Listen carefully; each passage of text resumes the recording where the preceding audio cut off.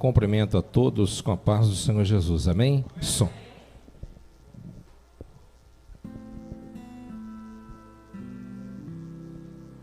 Graças a Deus. Som. Eu quero convidar, está um pouquinho abafado, convidar os irmãos que têm a sua Bíblia. Ótimo. Obrigado. Abri-la no Evangelho de São Lucas, capítulo 2.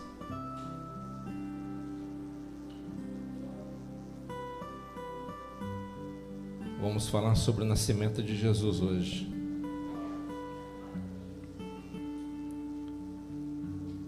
Lucas, capítulo 2, versículo de 1 ao 6.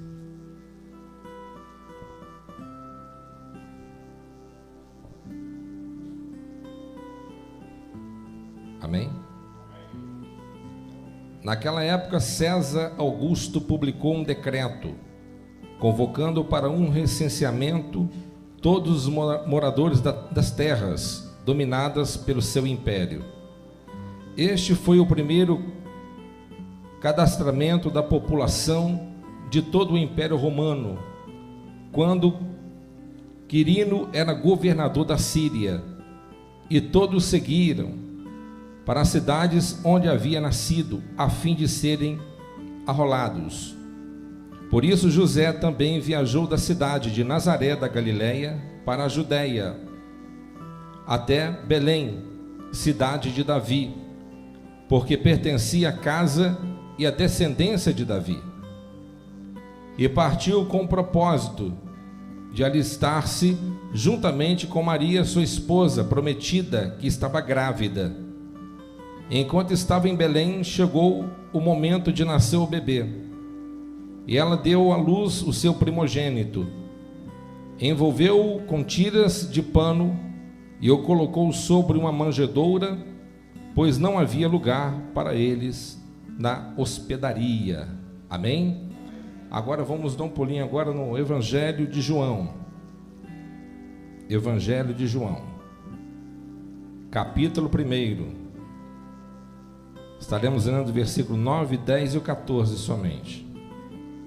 Evangelho de João, capítulo 1.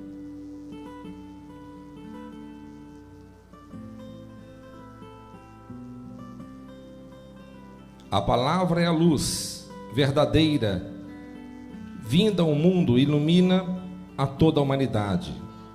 Aquele que a palavra estava no mundo, e o mundo foi feito através dele, mas o mundo não o recebeu. 14. E a palavra se fez carne e habitou entre nós. Vimos a sua glória, glória como a do unigênito do Pai, cheio de graça e verdade. Amém? Os irmãos podem tomar o seu assento em nome de Jesus.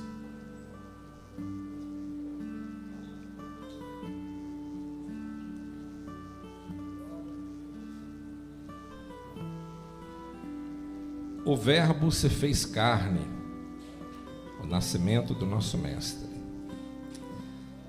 Meus amados irmãos, no Evangelho de São Lucas,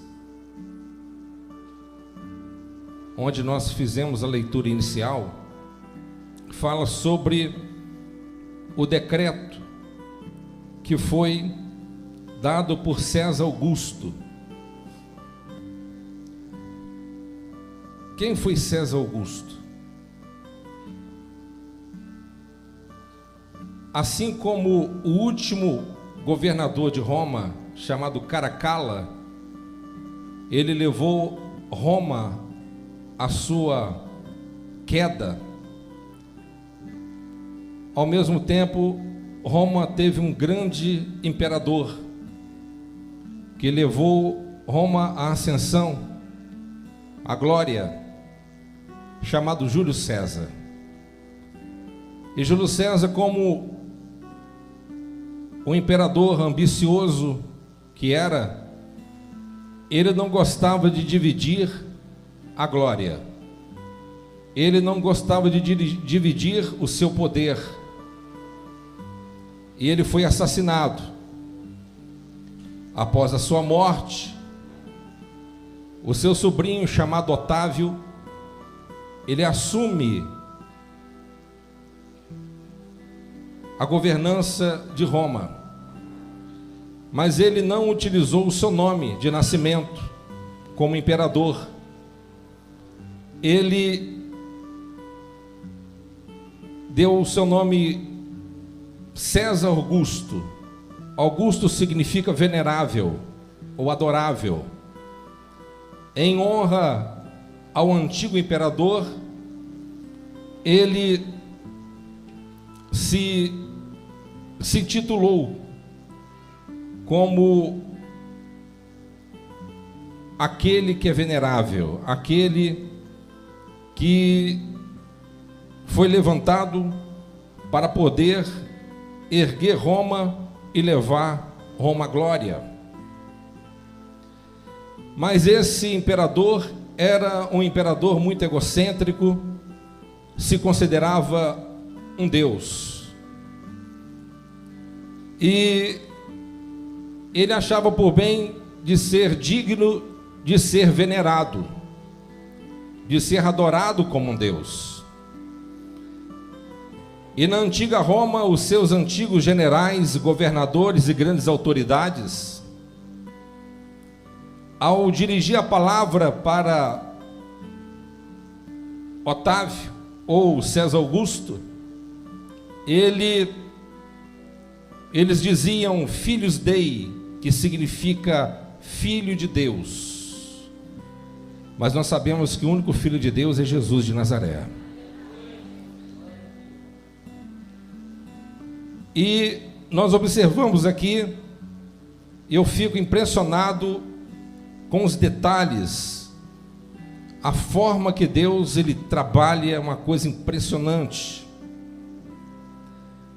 O nosso Deus, ele está no comando e governa todas as coisas, e nada pode fugir daquilo que ele já determinou. Isso é incrível. E este imperador, todas as moedas de prata romana era cunhada com a foto dele. Então, um denário de prata era referido a um dia de um trabalhador. Um dia de trabalho, se um indivíduo trabalhasse o dia inteiro, ele recebia um denário de prata, referente a um dia de trabalho. Então, o imperador, ele determinou que viesse a ser feito um recenseamento mundial. E havia ali propósito divino e também do imperador. O propósito dele era o seguinte: que cada indivíduo fosse fazer um recadastramento na sua cidade de origem, natal, onde nasceu. E cada um deveria levar um tributo, deveria levar, chamado tributo capitis, que simbolizava um imposto, que era uma moeda referente a um dia de trabalhador. Então, cada um daquelas pessoas que iam nas suas respectivas cidades para poder fazer o recenseamento, eles tinham que levar um imposto e pagar aos cofres de César. O objetivo era evitar que os governadores romanos também roubassem o dinheiro, roubassem os seus impostos, e pudesse também ter o controle e o domínio da sua grande e vasta extensão territorial. Roma foi um reino que perpetuou durante muito tempo, quase 1000 anos. E os romanos, eles conquistaram muitas terras, tantas terras que não puderam dar conta daquilo que conquistaram. Quase 5.000 quilômetros de terras conquistadas. Mais de 50 países estavam debaixo do seu tacão, da sua autoridade. Eles tentavam levar uma ideologia dizendo: olha, onde Roma chega, ela proporciona paz romana, mas nada de paz. Paz com a espada na frente, uma lança na frente, com poder bélico e amedrontador. E quando nós observamos aqui esses relatos, nós podemos exaltar e glorificar o nosso Deus, o Todo-Poderoso. Por quê, pastor? Porque mesmo um homem, um líder mundial, como Tibério César, como César Augusto, como Júlio César, como Trajano, como qualquer outro imperador que já passou durante toda a história, com mais poder que eles alcançaram e desfrutaram, mas o nosso Deus sempre esteve sentado no trono e governando todas as coisas. O nosso Deus, ele sempre será o dominador, ele sempre será o poderoso. O nosso Deus, ele colocou esse desejo no coração de César, de fazer um recenseamento, só para tirar José e Maria da onde que eles moravam, e viajaram durante 120 quilômetros, nas costas de um burro, de um jumento, ou em cima de uma carroça, para eles chegarem até na cidade onde Deus havia planejado o nascimento do Messias. Porque Deus já havia usado os profetas dizendo onde que o Messias nasceria. Eu vou ler. Miqueias 5:2 diz assim: mas tu, Belém Efrata, posto que pequena entre as milhares de Judá, de ti é que me sairá aquele que há de reinar em Israel, e cujas saídas são desde os termos antigos, desde os dias da eternidade. Então Deus já tinha usado o profeta Miqueias para falar onde que o Messias nasceria. Então Deus, no seu tempo certo, no momento oportuno, Deus ele toca no coração do imperador romano, Júlio César, sucessor de Júlio César, e esse imperador toma uma decisão que na verdade estava diante da vontade de Deus.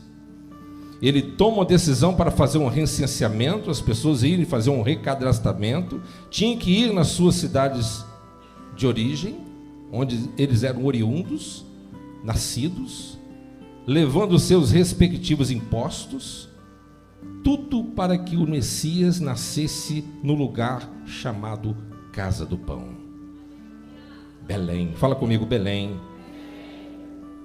Natã, o profeta, aquele mesmo que exortou Davi com relação ao seu pecado de adultério, em 2 Samuel 7,16, ele disse assim: a tua casa, porém, e o teu rei nos serão firmados para sempre diante de ti, teu trono será estabelecido para sempre. Então o profeta Natã, ele disse que o trono de Davi, e aquele que viria da descendência de Davi, o seu reino não teria fim. O seu reino seria estabelecido para sempre. Quem está feliz por isso, diga glória a Deus. É interessante que Miqueias, ele profetizou isso 750 anos antes do nascimento do Messias. Mas no tempo certo, no momento exato, no dia certo, Deus ele moveu céu e terra para que tudo viesse correr de acordo com a vontade dele. Irmãos, presta atenção numa coisa: quando Deus ele quer abençoar alguém, quando Deus ele quer mudar a história de alguém, ele toca no coração do presidente da república, ele toca no coração do presidente dos Estados Unidos, ele toca no coração de qualquer mandatário, qualquer homem poderoso que há neste mundo. Ele move o céu e terra, muda leis, troca e substitui pessoas, cria pessoas para colocar no lugar daquele que serve de impedimento, para que o nome do Eterno venha a ser exaltado e glorificado, mas os seus projetos jamais poderão ser frustrados. Tibério César, talvez ele pensou, eu sou o máximo, né? Inclusive foi um dos maiores generais de Roma, máximos, grande general de exército. Ele poderia ter pensado, Tibério César, chamado Divino Augusto, eu sou muito bom, eu fiz um projeto maravilhoso que nenhum dos meus governadores poderão me roubar, fiz um negócio direitinho. Mal ele sabia que tudo estava na vontade de Deus. Deus tocou no coração dele para ele que pudesse fazer tudo de acordo com a vontade de Deus, e tudo ocorreu de acordo com a vontade do Senhor. Havia um profeta em Israel, e tudo que o inimigo e o adversário do povo de Deus arquitetava, Deus revelava o profeta. E quando eles investiam aquele plano bem elaborado, chegavam lá, não dava nada certo, porque o povo já estava preparado. Alguém disse para o imperador, para o rei: olha, eu vou dizer uma coisa para o senhor, tudo que o senhor elabora na sua sala secreta, na sua câmara particular, tudo que o senhor fala na cama com a tua esposa, o Deus dos hebreus revela o profeta dele. Deus revela para ele tudo. Ah, é? Quem é esse profeta? Quem é esse para que eu possa matar ele? O nome dele é Eliseu. Ah, é? Vamos, um exército, prepara um exército agora, vamos cercar lá onde que ele está, não vamos matar ele, vamos arrancar a cabeça dele. Eu quero ver se Deus vai revelar de novo. Colocaram carruagens em volta do vale onde Eliseu estava. O servo de Eliseu abriu a porta, viu o exército cercando, chegou pálido perto de Eliseu e disse: meu senhor, estamos perdidos, estamos cercados pelos inimigos, estão por toda parte, não há saída. E o profeta, tranquilamente, cheio do Espírito Santo, falou assim: ó, que servo incrédulo, Senhor, abra os olhos para que ele veja. Vai lá de novo. Ele chegou lá fora e olhou nos montes, havia homens de fogo, cavalo de fogo, carruagem de fogo, anjos de Deus em toda parte. E ele chegou pálido. E agora, o que tu tem para me dizer? O que eu tenho para te dizer para o Senhor é o seguinte: quem está conosco é muito maior do que aqueles que estão vindo contra nós. Eu quero que os irmãos saibam que o nosso Deus é o planejador de todas as coisas. O nosso Deus, ele nos surpreende a todo momento. A Bíblia diz em João, que nós fizemos a leitura, aquele que é a palavra estava no mundo, e o mundo foi feito através dele. Jesus, ele é o criador de todas as coisas. Jesus, ele é o Filho de Deus. Jesus, ele estava no princípio estava com Deus, no princípio era Deus. Ele é Deus, é todo poderoso. Quem me compreende aqui nessa noite, diga glória a Deus. Mas o mundo não o recebeu, mas tudo com um propósito. A Bíblia diz em Romanos capítulo 6, que Deus, ele cegou o entendimento do povo escolhido, para que a salvação viesse a ser estendida até o povo gentil, que somos nós. Aleluia. Deus, ele tem um plano para todas as coisas. Meu irmão, você está aqui nessa noite, não sei o que você tem enfrentado, não sei o que você tem, qual é a dificuldade que você tem enfrentado, mas o nosso Deus, ele está no controle de tudo. Amém? Ele está no controle de tudo. Ele falou no passado, detalhes, e tudo se cumpriu de acordo com a vontade dele. Nada saiu fora daquilo que tinha sido já predito. E a palavra se fez carne e habitou entre nós. Vimos a sua glória, glória como a do unigênito do Pai, cheio de graça e verdade. Meus amados irmãos, você serve a Jesus. Jesus, o Filho de Deus, o Todo-Poderoso. Ele nasceu em Belém, a casa do pão. Em outras palavras, olha, eu quero que meu filho nasça em Belém, na casa de Davi. Eu quero que todos saibam que vai nascer o Salvador do mundo, meu filho. E o lugar chamado Casa do Pão, vai nascer o pão vivo que desceu do céu. E quem comer desse pão jamais terá fome. Aleluia! Este pão é o mesmo que estava lá dentro da arca, é a tipologia do pão lá dentro da arca da aliança. Aleluia! A presença de Deus, o Senhor Jesus, o Todo-Poderoso. A mesma cidade do rei Davi, onde nasceu o rei Davi, ungido de Deus. Aleluia! Você está feliz por isso? O pão da vida, Jesus, ele é o pão da vida. Fala comigo, Jesus é o pão da vida. Ele é o pão da vida. Que maravilha! Aleluia! Bendito seja o nome dele. Em João 6,48, olha só o que a palavra do Senhor nos diz: eu sou o pão da vida. Amém? Jesus, ele é o pão da vida. Se você alimentar desta palavra, se você crer nessa palavra, rios de águas vivas fluirão no seu interior. A vida estará dentro de você. Jesus disse: se vós estiveres em mim e as minhas palavras estiveres em vós, pedireis tudo o que quiserdes e vos será feito. Louvado e bendito é o Cordeiro. Jesus, ele é o Cordeiro de Deus, é o ungido eterno de Deus. Ele é aquele que trabalha a favor daqueles que creem na sua palavra. Você crê na palavra de Deus? Meus amados irmãos, Deus mexeu as peças de uma forma gloriosa. Ele moveu para que Jesus nascesse em Belém, não em outra cidade. Não é tremendo isso? Ele moveu o coração do homem mais poderoso do mundo, que vivia 2.250 quilômetros de distância. Imagine só,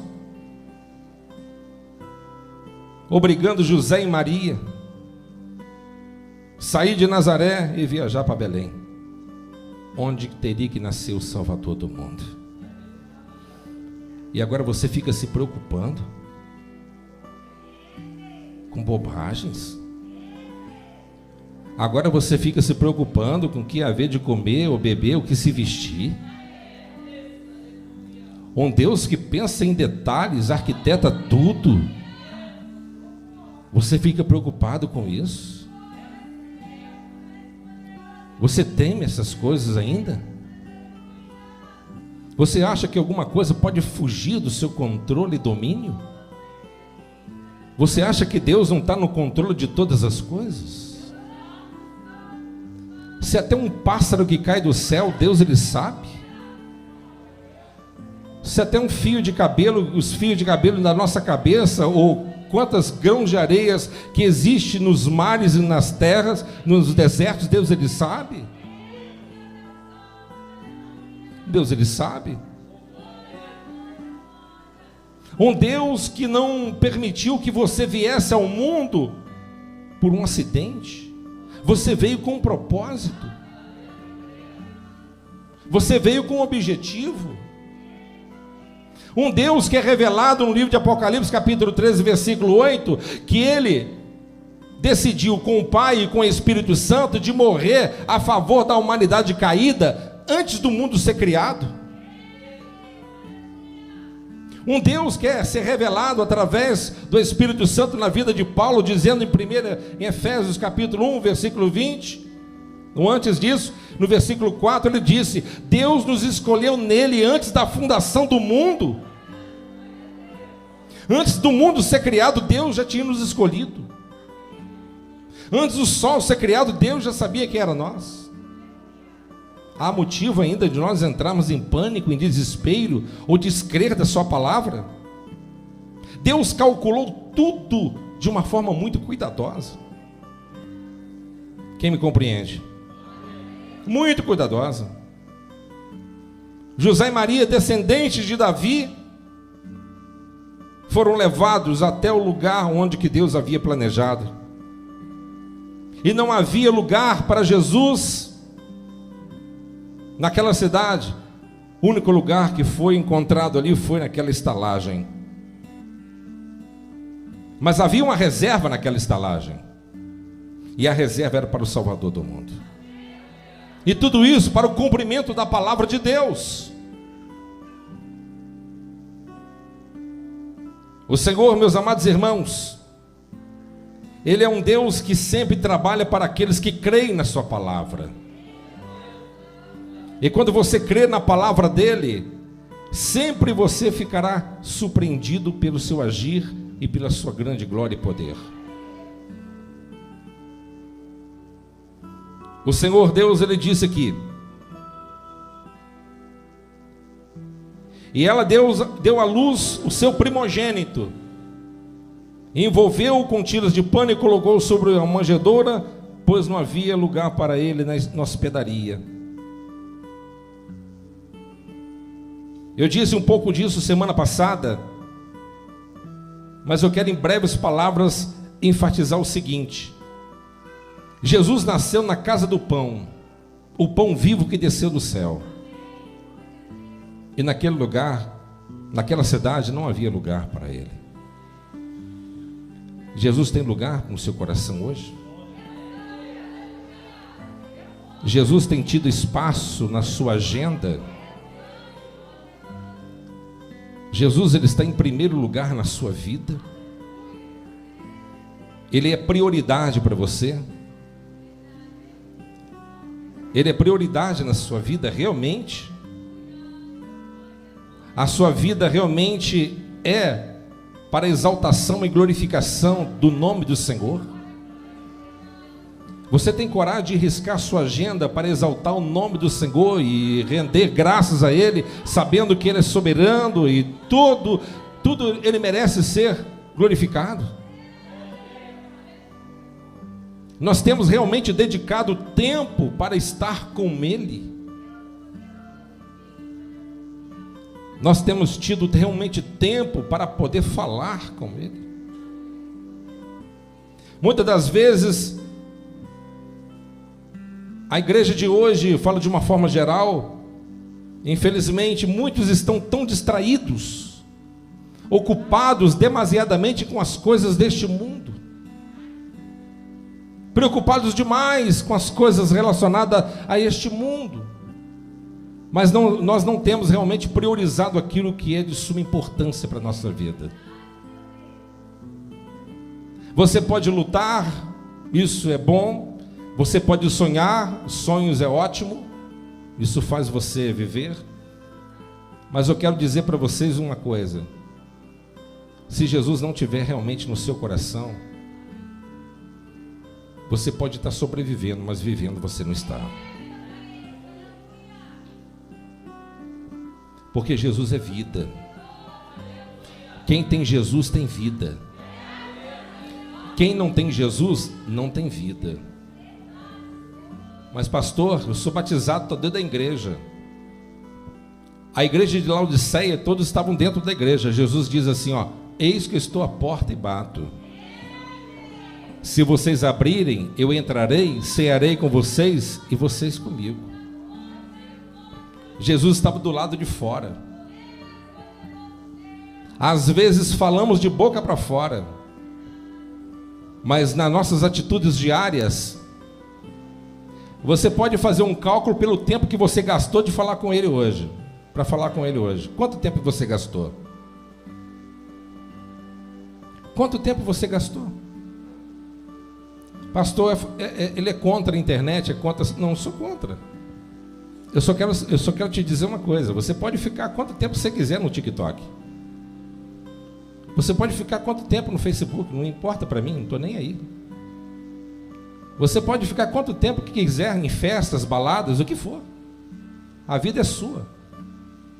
Quem que terá que prestar conta dela é você. Eu só te digo uma coisa: quanto tempo você tem gastado com Ele? Para falar com Ele? Para se relacionar com Ele? Você ouviu a voz dele hoje? Você colocou seu joelho no chão hoje e falou com ele? Quanto tempo você gastou? É tão penoso ficar 10 minutos, né? Em oração, tão penoso para algumas pessoas. E 10 minutos é tão pouco. Tem pessoas que estão na igreja há tantos anos, mas nunca conseguiu orar 1 hora. Jesus disse para os seus discípulos: vocês não conseguem vigiar pelo menos 1 hora em oração? 1 hora. Aí você observa como que a igreja está fraca espiritualmente, anêmica espiritualmente. Eu falo de igreja de uma forma geral. Nós queremos as bênçãos de Deus, mas não estamos afim do abençoador. Fala a verdade. Se você você precisa de uma vitória, você faz campanha. Se você precisa de uma porta aberta, você jejua. Se você precisa de uma providência, você ora. Mas depois que você recebe, que nada, você esquece. Enquanto o seu casamento está destruído, você não falta um culto. Enquanto o seu casamento está derrotado, a sua vida familiar está bagunçada, você vem na igreja, faz campanha, busca, ora, pastor fala para você orar, você jejua, ou jejua e ora. Mas depois que as coisas normalizam, esquece. Sabe por quê? Porque somos interesseiros.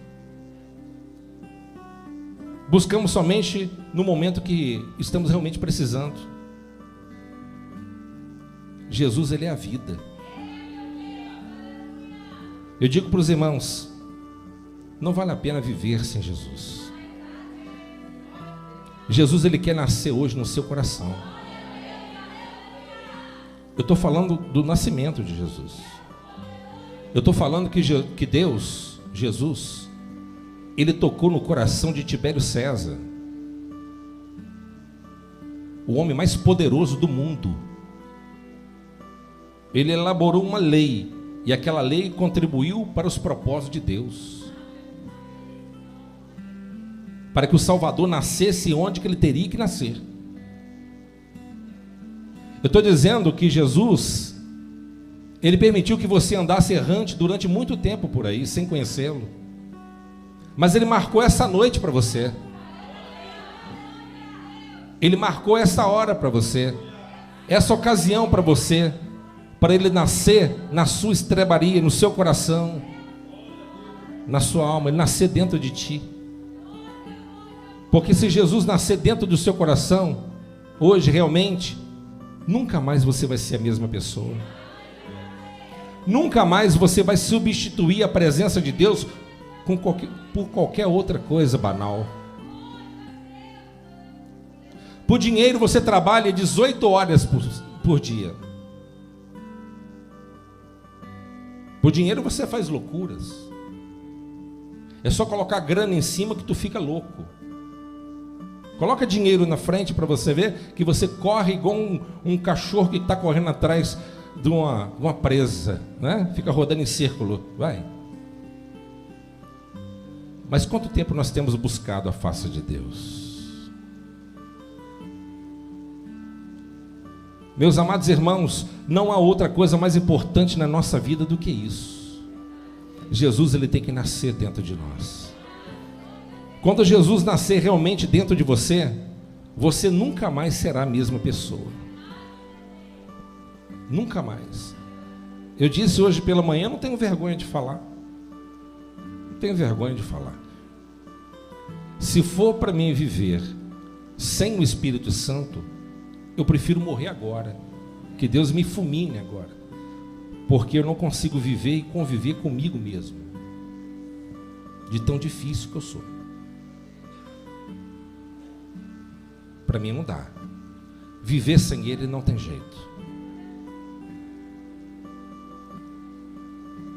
Sem o Espírito Santo você transforma em outra pessoa. Quem me entende? Mas com o Espírito Santo você é transformado em outra pessoa.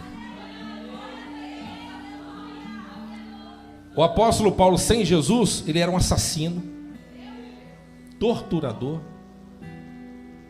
odiava as pessoas que não eram da mesma religião,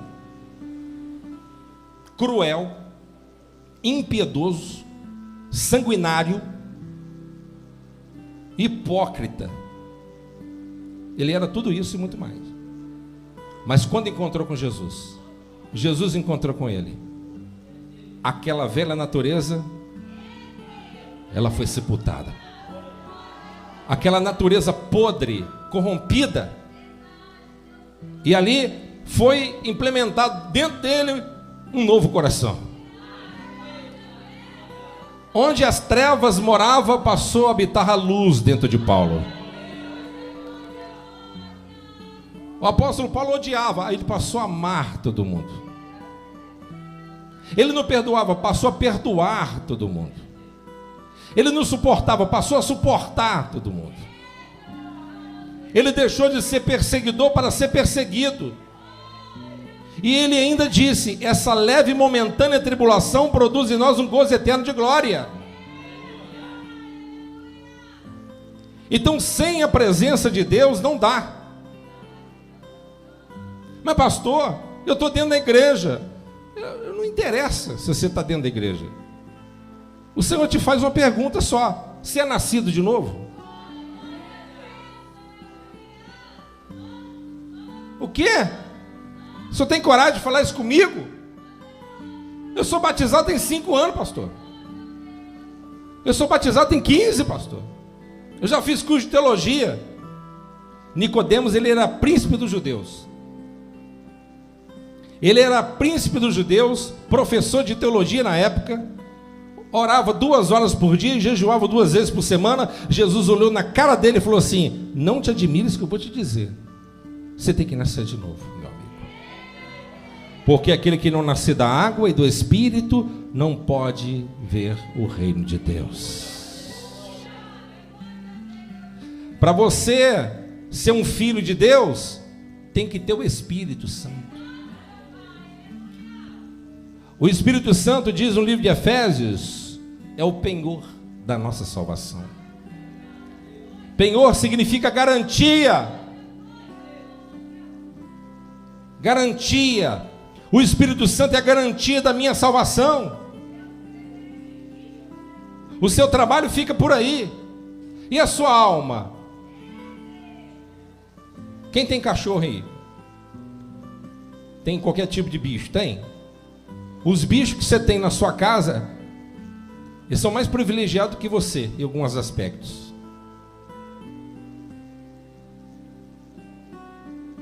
Porque um dia ele vai morrer. E a terra vai comer. E antes da terra comer, a gente come ele primeiro, depois volta para a terra. Mas você vai morrer também. Eu também vou. E a terra vai me comer. Qual a vantagem disso? Qual é a vantagem? Eu para a vaca. Ela come capim, eu não como capim. Mas a vaca vai morrer. E eu também vou. E vou para o pó. E ela também vai para o pó. Quem disse isso foi Salomão. E eles têm uma vantagem dos animais. Porque morreu, acabou. Nós não. Morreu, sexo, juízo. Morreu, sexo, juízo. Você terá que dar conta. Você que terá que dar conta. Hoje você faz o que quer. Você vem na igreja no dia que quer. Não, hoje está chovendo. Não na igreja não, chovendo muito. Mas se for um dia de trabalho, tu vai. Você não vai ligar para o seu patrão e falar assim: ó, eu não posso fazer aquela entrega, eu não posso trabalhar, eu não posso ir trabalhar. Está chovendo muito, chefe.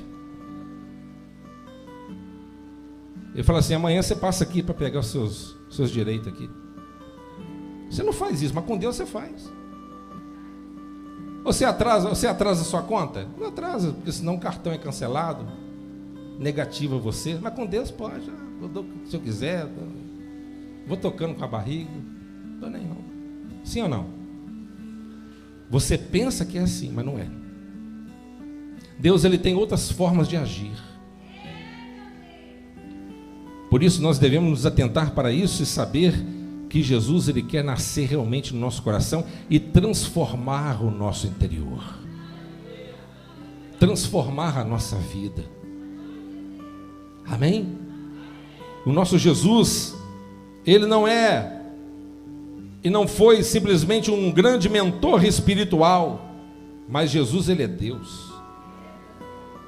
João disse que ele é a luz que ilumina toda a humanidade. Toda a humanidade.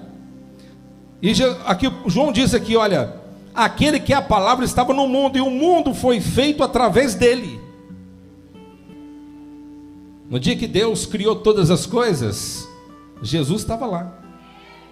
No dia que Deus criou o primeiro homem, ele disse: façamos o homem à nossa imagem e à nossa semelhança. E Deus disse: isso é muito bom. Isso é muito bom. Tudo que Deus criou é muito bom. Quem crê, diga glória a Deus. Amém? É muito bom. Eu quero que os irmãos entendam que tudo que Deus ele fez é muito bom. Então nós temos que saber que o nosso Deus ele é bom. E Ele quer trabalhar na tua vida nesta noite. Ele quer que você saia daqui hoje sabendo que você precisa de se relacionar e se comprometer com Ele de uma forma muito mais intensa. Porque o Salvador do mundo ainda está operando em nossos dias. E a terceira pessoa da Trindade está aqui conosco nesta noite. Ele está operando aqui neste lugar. Ele está trabalhando a nosso benefício. O Senhor Jesus, ele disse: olha, eu estarei indo para o Pai, mas eu não vou deixar vocês sozinhos não. Eu vou deixar o meu amigo fiel, o meu companheiro fiel. E o nome do fiel chama-se Espírito Santo. E o Espírito Santo ele vai atuar, operar, habitar dentro de você. Você crê nisso? Ele vai habitar dentro de você. Ele quer habitar dentro de você. E não somente habitar dentro de você, mas derramar poder sobre você. Derramar poder, unção e graça sobre você. Pedro, ele tinha o Espírito Santo. Pedro tinha o Espírito Santo. Tiago, João, Bartolomeu, Tomé, Judas, todos tinham o Espírito Santo.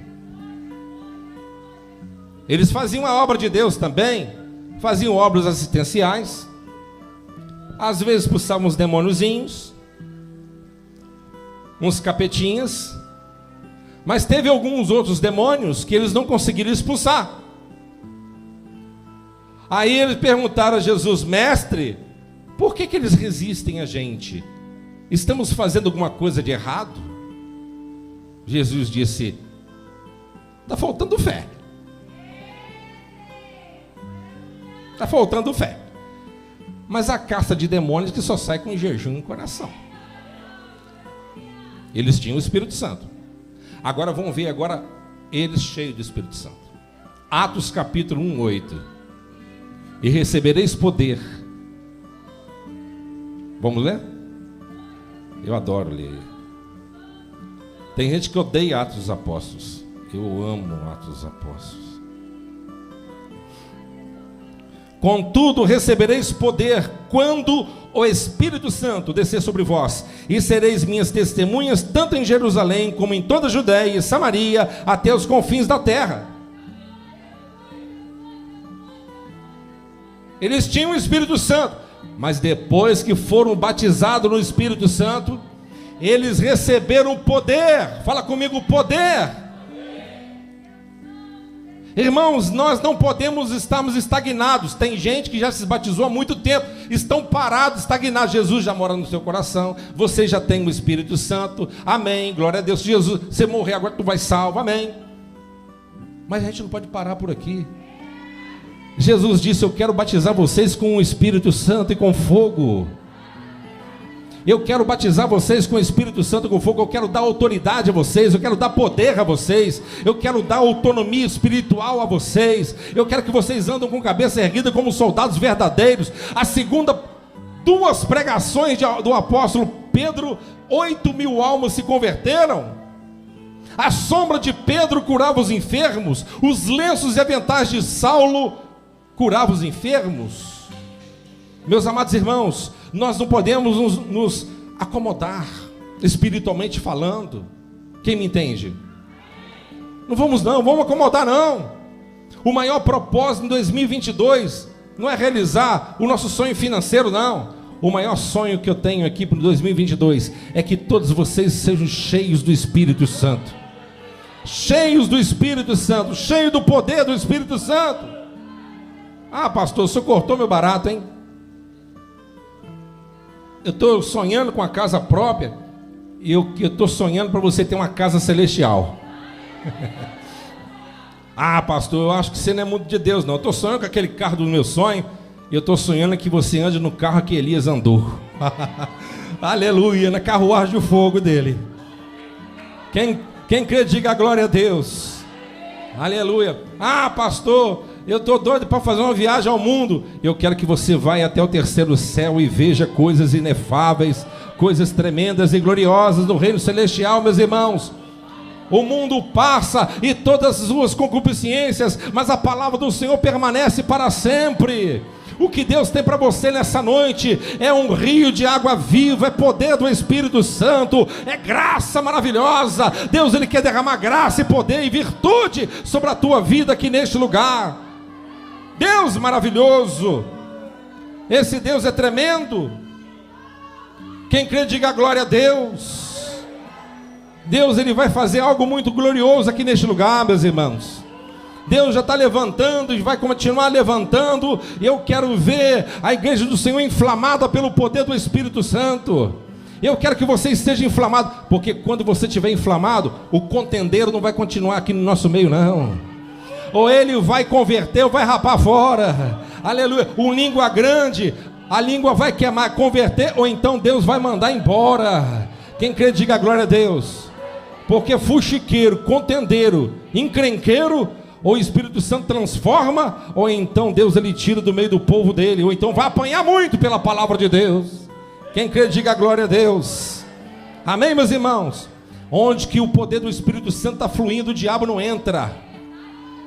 Quem me entende, diga a glória a Deus. Fala para o teu irmão do lado, irmão. Está cheio de fogo aí? Tem fogo aí? Olha para a cara dele, olha para a cara, você consegue ver no olho, irmão. Tem gente que tem um olho tão ruim que dá para ver. Aleluia.